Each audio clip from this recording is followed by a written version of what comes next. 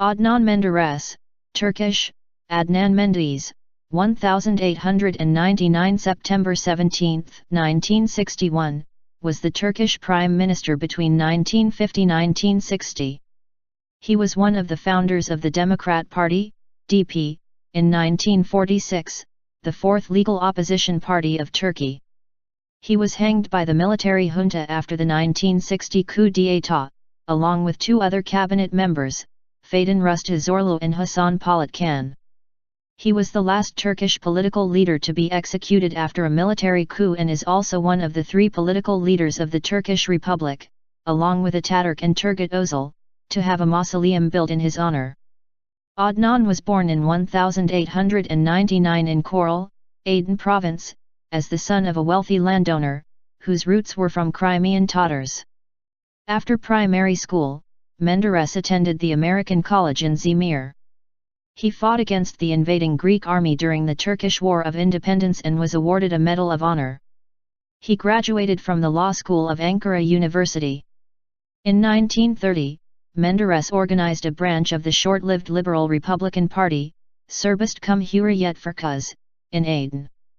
After this opposition party was banned as well, he was invited by Ataturk himself to join the ruling Republican People's Party and was selected by the party leaders as a deputy of Aydın in 1931. In 1945, he was expelled from the party with two other colleagues due to inter-party opposition to the nationalization policies of the then self-declared national chief Smit NN. Rise to power. On January 7, 1946, he and former Prime Minister Celal Bayar formed the Democratic Party, DP, the fourth legal opposition party in Turkey, after the Progressive Republican Party formed by retired General Kazım Karabekir in 1924, the Liberal Republican Party established by Ali Fethi Okyar in 1930, and the National Development Party, Milli Kalkınma Partisi, established by Nuri Demirel in 1945, the first two of which were banned in at most a few months after their founding by the Republican People's Party, CHP, which was the party in power until 1950 elections in Turkey. He was elected deputy of Kütahya in the 1946 elections. When the DP won 52% of the votes in the first free elections in Turkish history on May 14, 1950, in which votes were cast in secret and counted openly, Menderes became prime minister, and in 1955 he also assumed the duties of foreign minister. He later won two more free elections, one in 1954 and the other in 1957.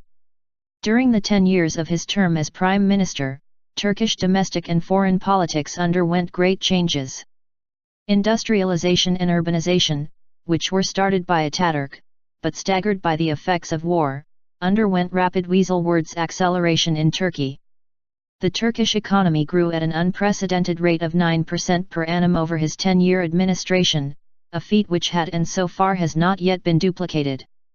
Turkey was admitted to NATO.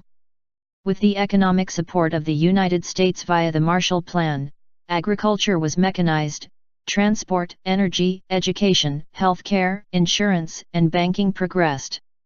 In 1955, the Menderes government was blamed by his political opponents for orchestrating the Istanbul pogrom, which targeted the city's substantial Greek minority. Thousands of shops, houses, churches, and even graves belonging to ethnic Greek minority in Istanbul were destroyed within a few hours and several people were injured. The pogrom against Greek minority was caused by the spread of false news about the assault against Mustafa Kemal's house in Thessaloniki. The supposed assault was proved to be a provocation organized by the Turkish government which brought to Istanbul infuriated naive villagers from Anatolia with the aim to punish Greeks. Plane crash survival.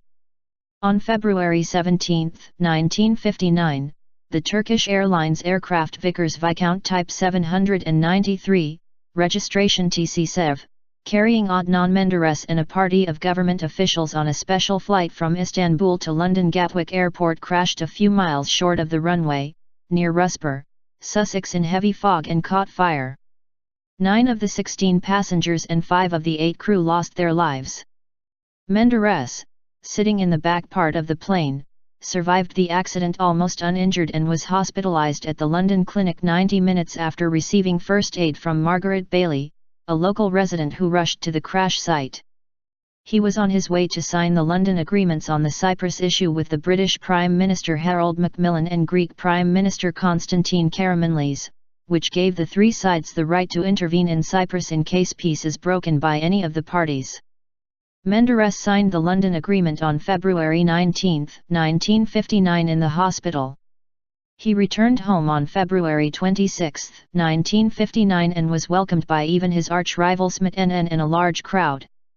Menderes became quite famous for selling or distributing most of the estate he had inherited to small shareholders.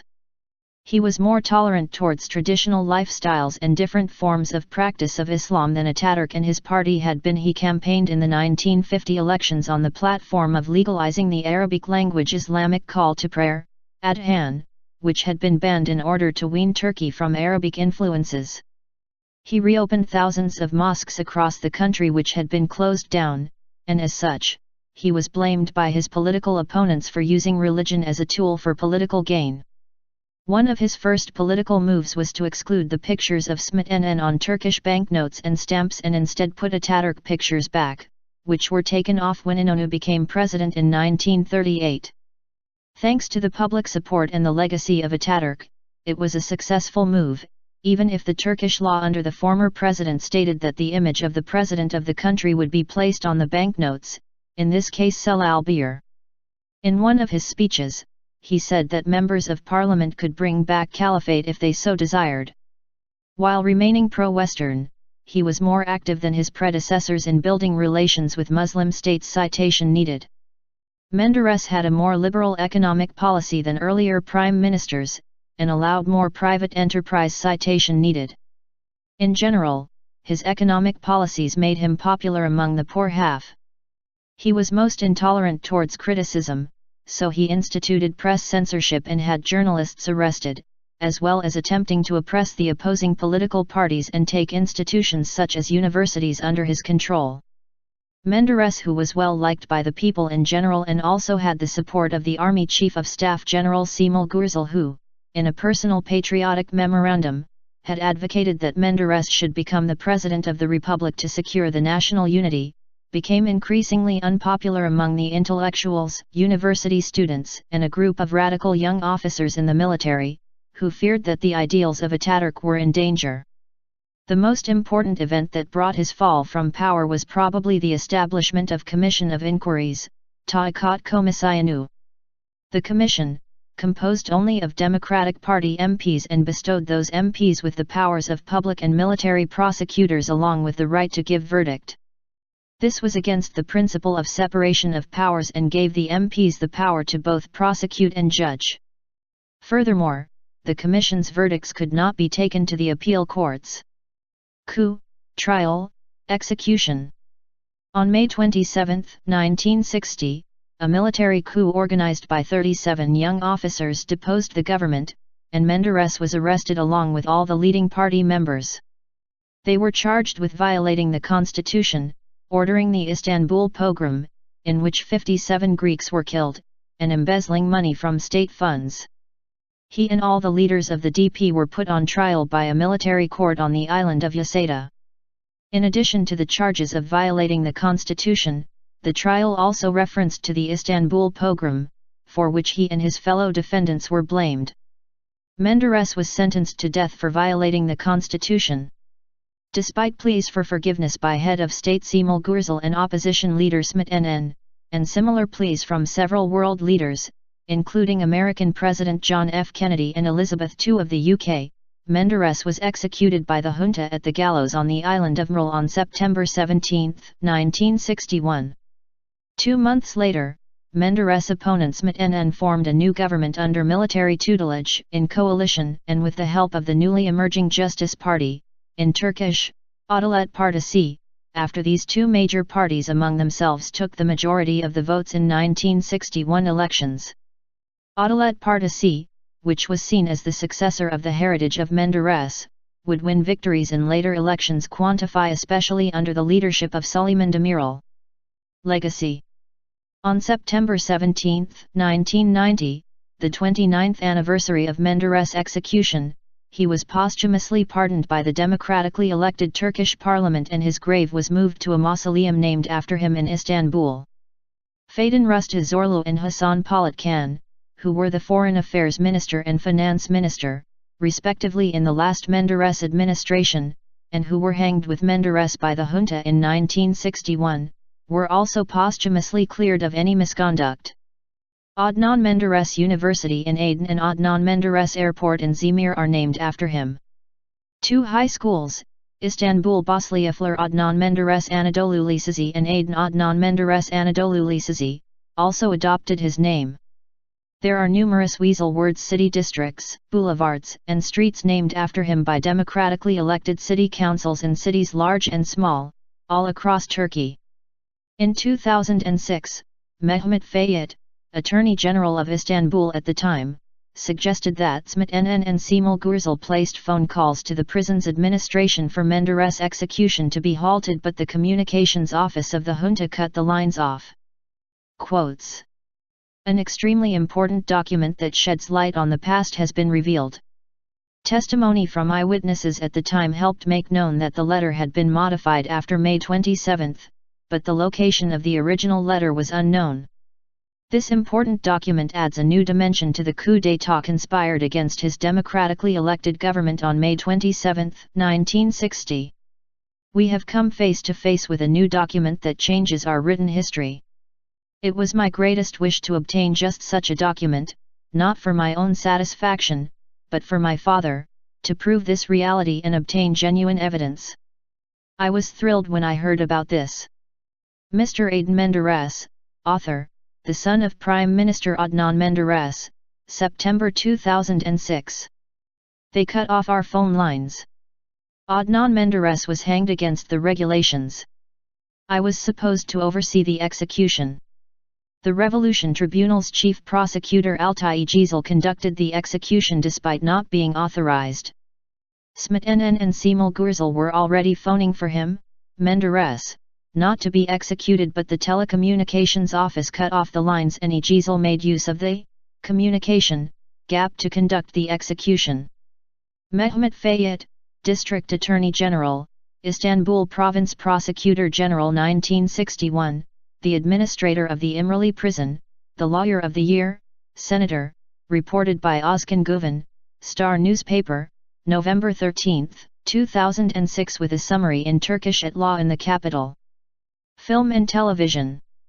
The last period of Menderes' life beginning with his 1959 aircraft crash survival until his execution was depicted in the television series Hatırla Sevgili, English, Remember Darling, as background events.